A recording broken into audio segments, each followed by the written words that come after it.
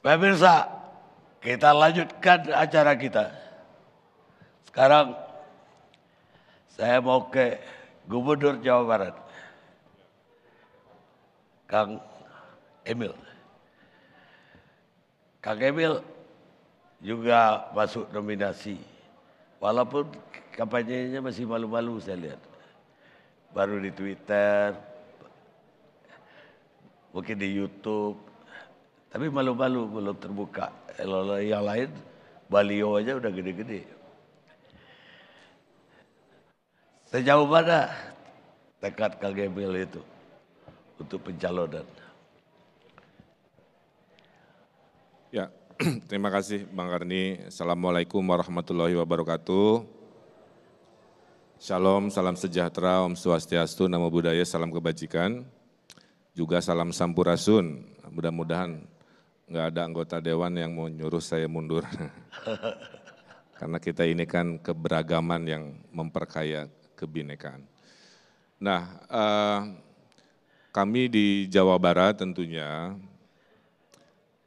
kalau dari sisi populasi Bang Karni, itu memang paling besar, hampir 50 juta.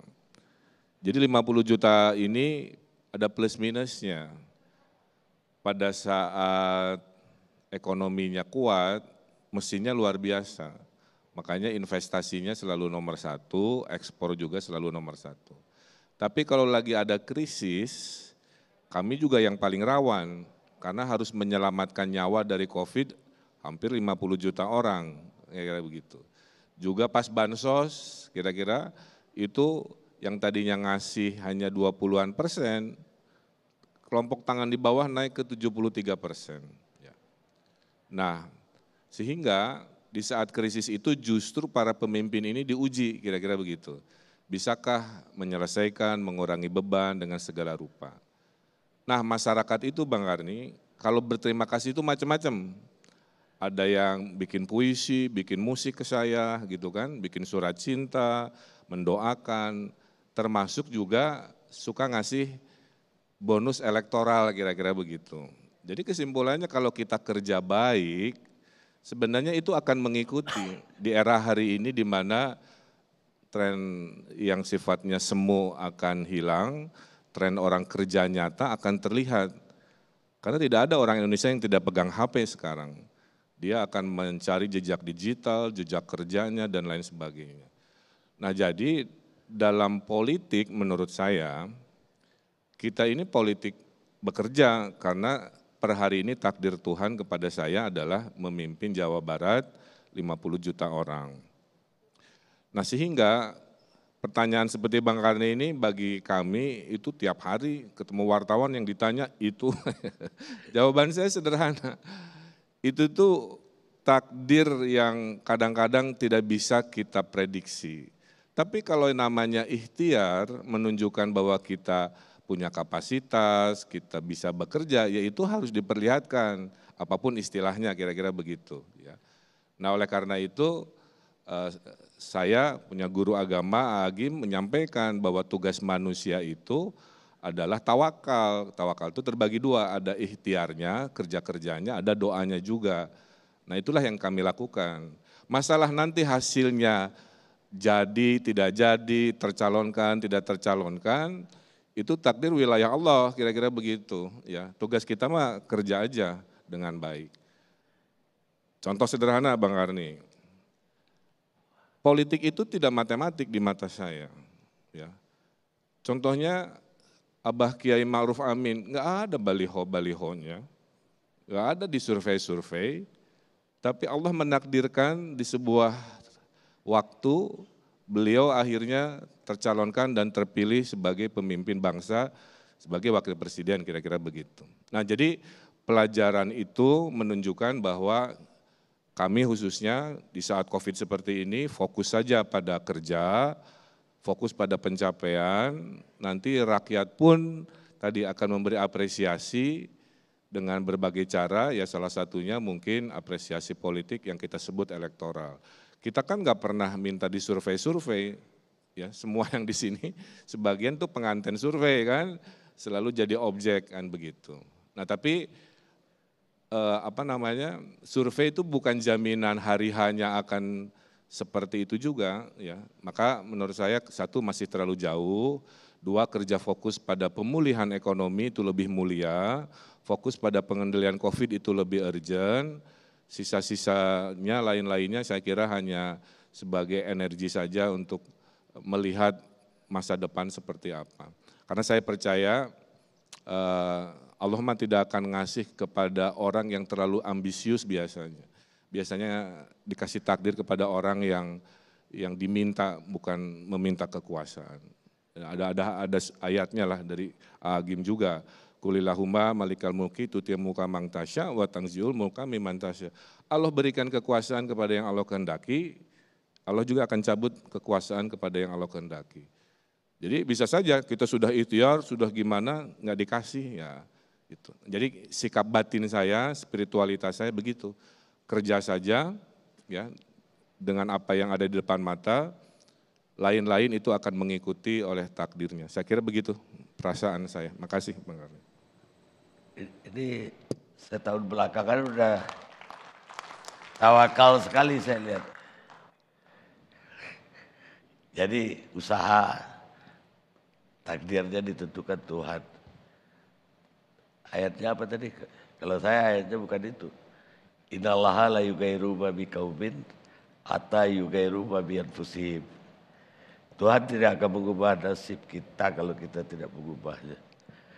Tapi Kang Emil, cobaan untuk daerah Kang Emil berat juga saya lihat. Bencana alamnya luar biasa di situ. Banjir yang tidak putus-putus.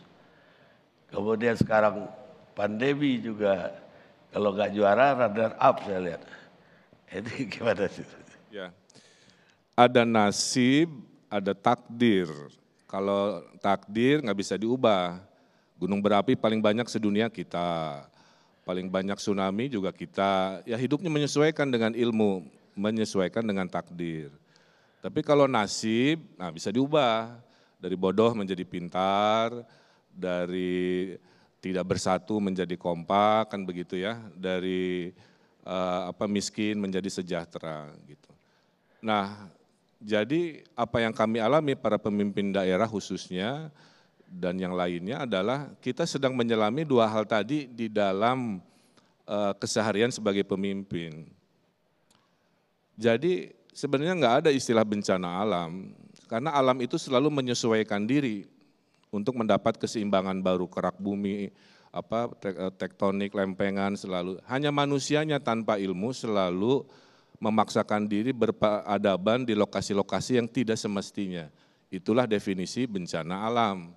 Contoh di Citarum, Bang Karni, dari zaman kolonial yang namanya Dayakolot itu daerah banjir. Setelah merdeka, manusia-manusia memaksa tinggal di daerah basah. Akibatnya apa? Solusinya jadi mahal. Triliunan rupiah dicari solusi, ngebor terowongan, nyodet sungai yang tadinya lurus jadi belok dan sebagainya.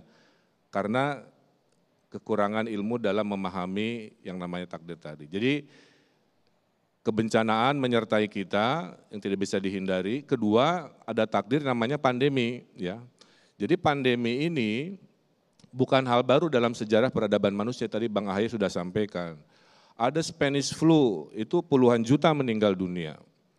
Dulu zaman kolonial ada malaria sundanika, ya namanya memang begitu ya. Yang membuat pemerintah kolonial memikirkan memindahkan ibu kota dari Batavia ke Bandung. Ya, maka militernya udah keburu pindah Bandung Cimahi dan lain sebagainya. Itu karena pandemi. Nah hari ini juga sama, pandemi ini membuat bangsa Indonesia harus mampu beradaptasi. Tiba-tiba ibu saya melek digital, usia 82 tahun. Ngirim emoticon, ngirim file, nulis WK, usia 83 tahun. Ya. Kemudian gara-gara pandemi kita belajar, ternyata orang Indonesia itu baik hati Bang Karni, solidaritas tinggi. Semua orang membantu saat oksigen misalkan. Seorang berhimpun membantu antigen, membantu segala rupa ya. Dan survei mengatakan bangsa yang paling dermawan di dunia 2021 ternyata adalah bangsa Indonesia. the most generous nation in the world, hasil surveinya kita. Jadi orang kita itu wajahnya mungkin susah-susah, tapi kalau ada orang lebih susah, dia bantu. Nah itu hikmah dari pandemi berikutnya. Berikutnya kita lebih peduli kesehatan. Sekarang sehari bisa belasan kali kita cuci tangan pakai hand sanitizer misalkan. Gara-gara pandemi kita tahu dulu tinggal bekerja, berekreasi 3 tempat yang berbeda. Sekarang bekerja, tinggal rekreasi bisa di tempat yang sama, kan begitu. Pandemi mengajarkan, khususnya Jawa Barat Bang Karni, justru pariwisatanya kami ini nggak mati. Menjadi mati karena saya gembok gitu ya. Kalau gemboknya saya buka itu pariwisata Jawa Barat udah kayak cendol karena kami tidak mengandalkan pesawat terbang. Jadi ada ilmu baru dari konsultan asing bilang, Mr. Governor, your future economy regional tourism aja. Ya, jadi ini COVID ini mengubah ya cara pandang kita terhadap banyak hal. Tadi kebencanaan, kepandemian, ekonomi dan lain sebagainya. Nah, ekonomi itu kan ada 4 mesinnya, ada investasi, saya door to door Bang Karni ke Dubes-Dubes kan, alhamdulillah juara 1, 136 triliun tahun lalu, padahal target pemerintah hanya 120. Apa artinya? 100.000 pekerjaan baru hadir, karena 1 triliun investasi masuk menghadirkan 800 sampai 1.000 lapangan pekerjaan. Jadi pengangguran kami sekarang yang gara-gara COVID 2020 naik, 2022 ini sekarang pengangguran sudah seperti level sebelum COVID, alhamdulillah. Ekspor kita perbaiki, punya pelabuhan Patimban, bisa ngekspor mobil langsung. Nah besok saya ketemu Pak Jokowi karena mau ekspor mobil, 25 juta mobil ke Australia, kita akan lakukan besok di Karawang dan sebagainya. Nah kemudian, yang paling berat selama COVID, hikmahnya adalah daya beli masyarakat. Nah orang miskin itu kan, menengah bawah itu mimpi idealnya itu manusia itu kan kayak Bang Sandi jadi entrepreneur ya. Kalau sebelum entrepreneur dia karyawan. Nah kalau ini pun nggak bisa kita subsidi, maka mengatasi kemiskinan itu urutan pertamanya memberi subsidi bansos, social safety net sampai hajat hidup dasarnya terpenuhi. Kalau dia berhasil naik kelas ya dia bisa dengan skillnya bekerja.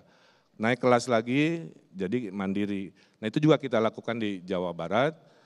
Sehingga alhamdulillah ekonomi kami tumbuh seperti halnya ekonomi Indonesia. Nah, pelajaran COVID, terakhir saya Bang Karni, 2020 itu kita tidak paham tentang COVID. Ya. Tidak paham juga bagaimana memanage dengan baik. Makanya 2020 terlalu desentralisasi ngurusin COVID. Dulu ada namanya PSBB. PSBB itu Pak, Bu, itu gimana di bawah. Kamu mau PSBB silakan kirim surat, kamu nggak mau PSBB nggak masalah. Jadi nggak beres. 2021 kita belajar satu komando ternyata lebih berhasil ya. Nah 2022 kita sudah paham bahwa COVID ini harus dengan ilmu. Delta itu mematikan, tapi Omikron tidak terlalu. Delta itu 13 kali lebih parah daya destruktifnya dibanding flu biasa. Hari ini Omikron hanya 2 kali, sudah hampir mirip-mirip dengan flu. Maka pada saat Delta kasus naik, rumah sakit saya ikut naik sampai 90%. Sekarang kasus naik, sudah melewati puncak Delta, rumah sakit hanya di 20%.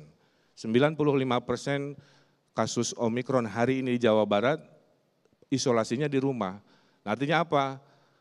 Jangan panik, tetap waspada.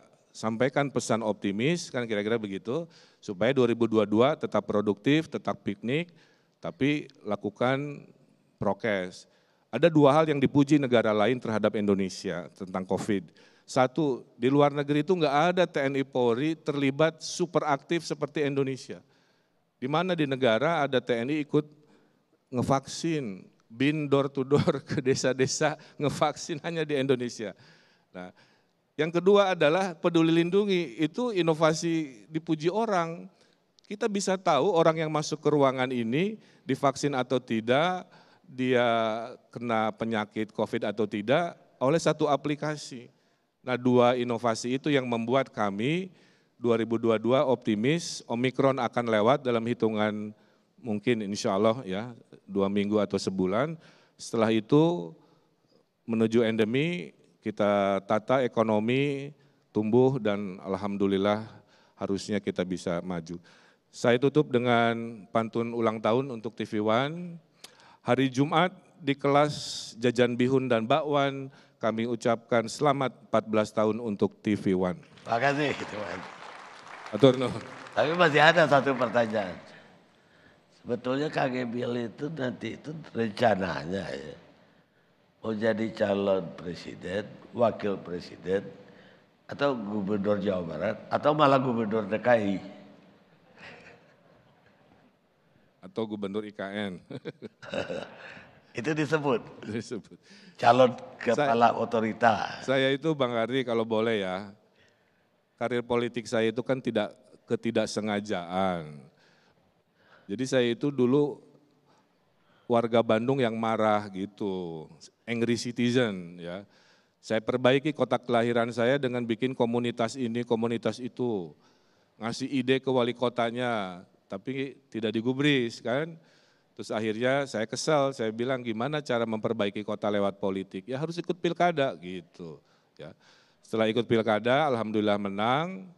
Nah gubernur Jawa Barat saya lalui, nah berikutnya juga saya belum tahu tadi. Karena biasanya takdir itu ditentukan di detik-detik terakhir. Makanya mendingan jawaban saya sama, sekarang fokus bekerja, membereskan janji-janji kepada rakyat Jawa Barat yang jumlahnya 50 juta. Kalau nanti banyak prestasi berhasil, hukum alam akan mengatakan rakyat juga akan mengapresiasi dengan elektoral, sehingga pilihan-pilihan, kalau elektoral bagus kan itu pintunya banyak. Bisa lanjut periode 2, bisa kemana, bisa macam-macam lah. Yang penting, nah, nasihat Agim lagi, jadi pemimpin harus hoirunas anfa'uhum linas. Sebaik-baiknya manusia adalah yang bermanfaat buat masyarakat, apapun Bang. Baik, sekarang giliran gubernur DKI. Ini yang paling disebut-sebut, Mas Anies. Ini Mas Anies ini kan dianggap orang salah satu calon potensial. Kalau Kang Emil tadi saya masih bertanya, ini mau jadi gubernur DKI atau mau jadi presiden? Kalau Mas Anies ya udah disidit lah oleh orang banyak. Seandainya itu terkabul, Mas Anies mau bangun apa dulu? Mau apa? Mau bangun apa dulu dalam Indonesia Bangkit? Oh, iya. Terima kasih Bang Karni. Selamat untuk TV One. Alhamdulillah perjalanan 14 tahun. Insyaallah makin sukses ke depan. Amin. Teman-teman panelis, Bapak Ibu sekalian saya hormati. Jadi begini, kalau pertanyaannya itu terkait Indonesia Bangkit, saya rasa memang krusial. Apalagi kita di Jakarta ini kontribusi 18% dari perekonomian. Tapi sebelum kita bicara tentang perekonomiannya, apa itu krisis? Krisis adalah perubahan yang dipercepat. Setiap pribadi mengalami krisis, organisasi mengalami krisis, atau negara mengalami krisis, maka sesungguhnya dia sedang mengalami perubahan yang dipercepat. Itu terjadi di kita. Kita lihat saja. Bagaimana ketika pandemi itu dinyatakan tanggal 11 Maret 2020. Pada saat itu dinyatakan sebagai pandemi, kami tanya pada para ahli, ini apa artinya ketika epidemik disebut jadi pandemi?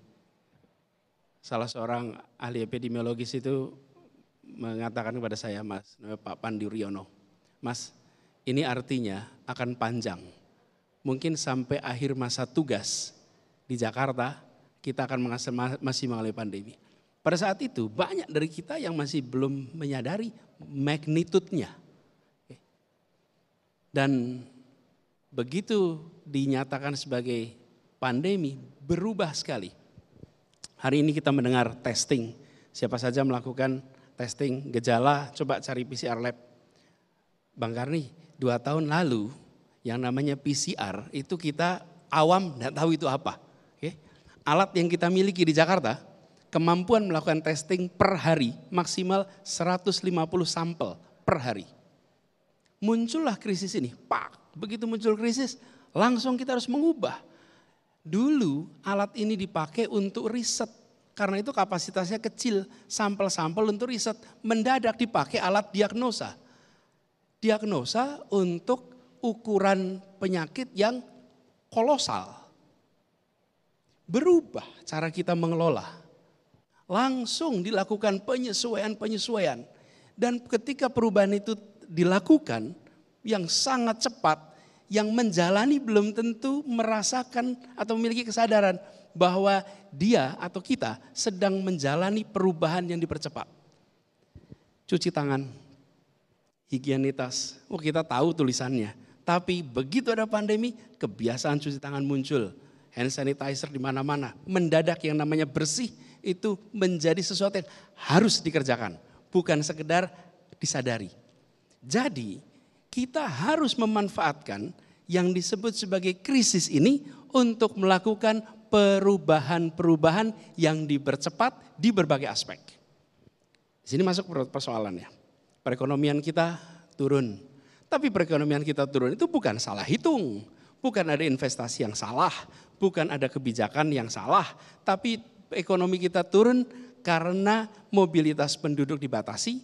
Interaksi antar orang dibatasi. Sehingga transaksi yang sifatnya langsung turun. Tapi transaksi yang tidak face to face mengalami lonjakan. Yang tadi Bro Sandi sebutkan kurvanya K. Ada yang naik, ada yang turun. Yang harus berinteraksi langsung drop. Tapi yang digital naik. Banyak yang kemudian mengalami lompatan.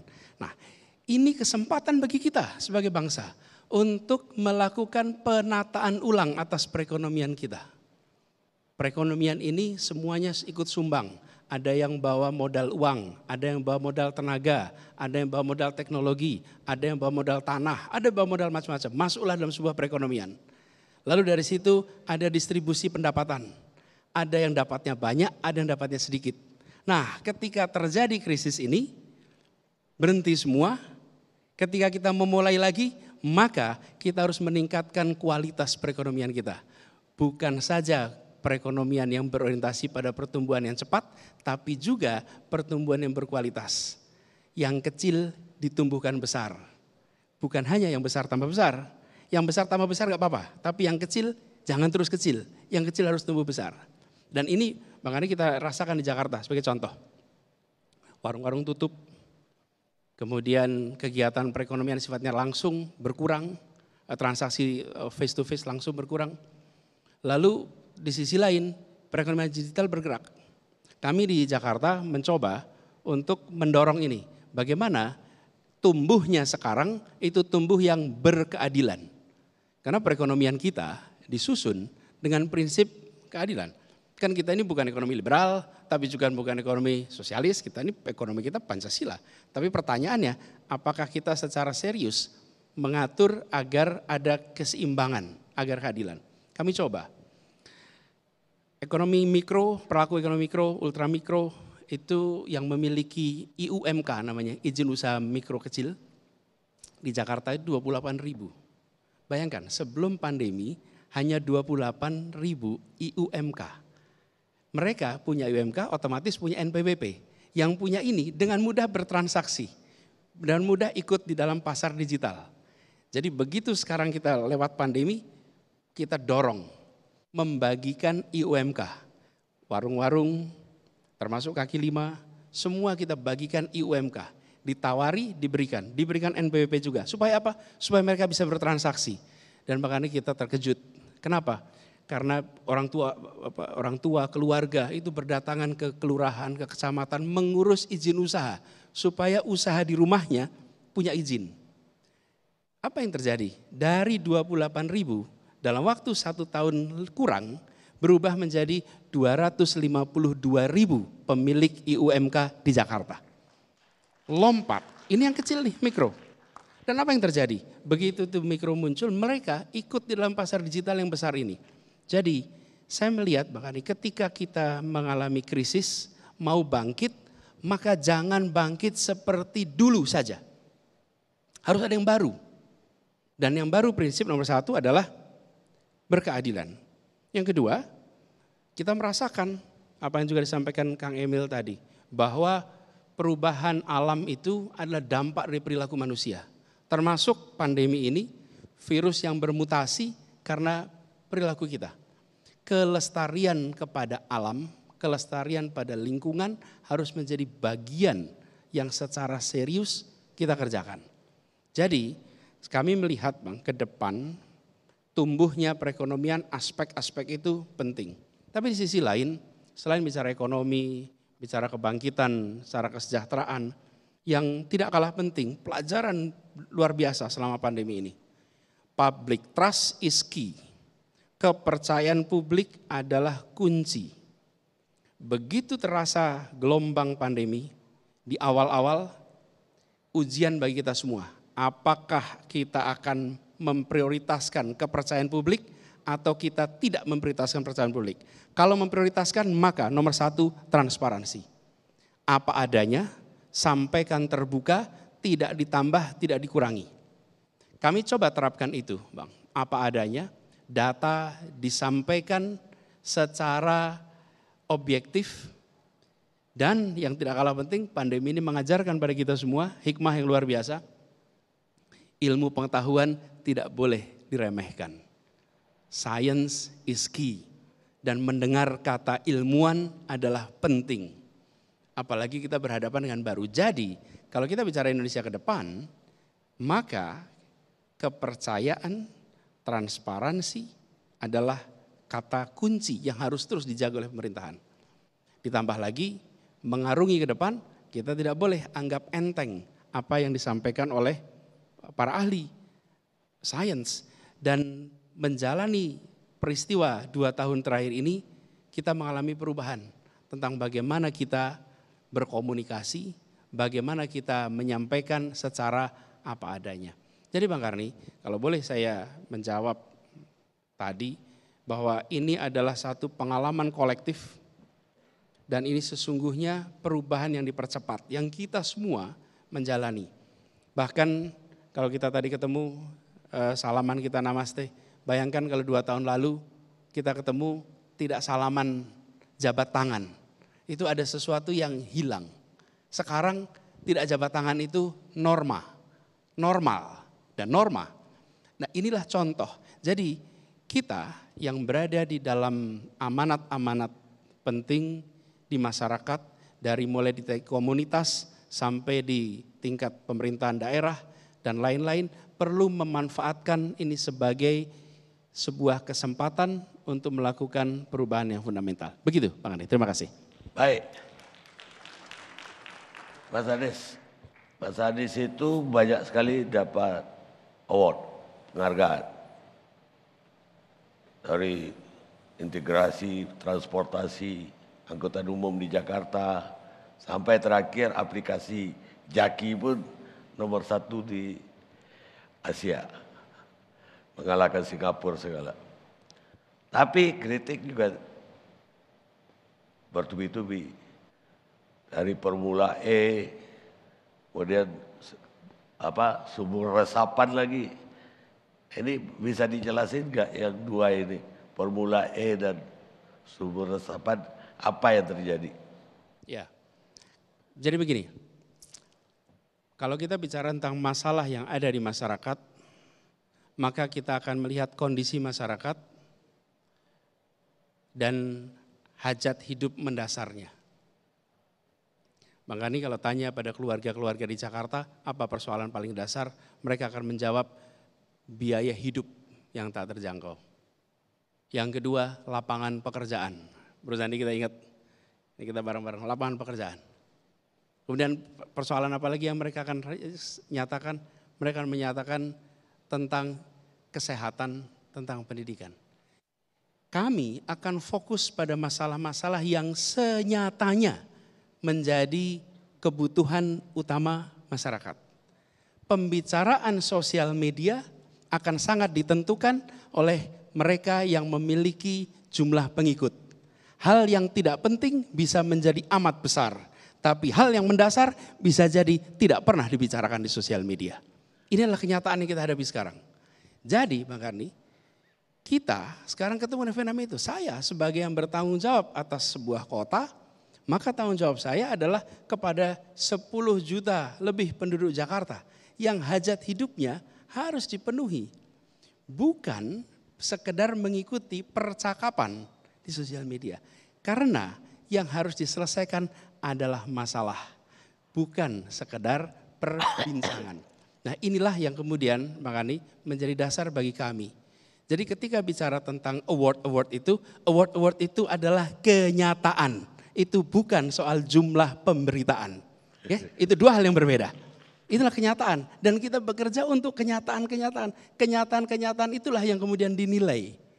Berbeda dengan pembicaraan. Dan kita akan bisa menyaksikan di Jakarta misalnya. Kita membangun stadion yang sedang fase finishing. Waktu itu Bang Andi dengan teman-teman Pemret kita kumpul di sana sekitar bulan Oktober mungkin, Oktober-November waktu itu. Dan beberapa teman-teman menyampaikan, Mas ini ada barang sebesar begini, kami gak pernah lihat itu, gak kelihatan. Ya, kenapa? Karena kita bekerja untuk proyek ini selesai, bukan bekerja untuk sekedar meramaikan. Tapi ini contoh di Jakarta, bagaimana barang yang besar bisa tidak terlihat, sementara kalau gubernur kejeblos bisa jadi berita ramai sekali. Betul Bang? Ya, betul, disitulah kuncinya. Kami memilih fokus untuk menjawab dan menyelesaikan persoalan yang senyatanya. Itu kira-kira Bang Karni. Baik. Pemirsa, ketika seseorang diangkat jadi pejabat publik, maka seharusnya dia sejak saat itu menyadari bahwa dia telah menjadi properti publik. Thomas Jefferson, presiden ketiga Amerika. Kita rehat sejenak.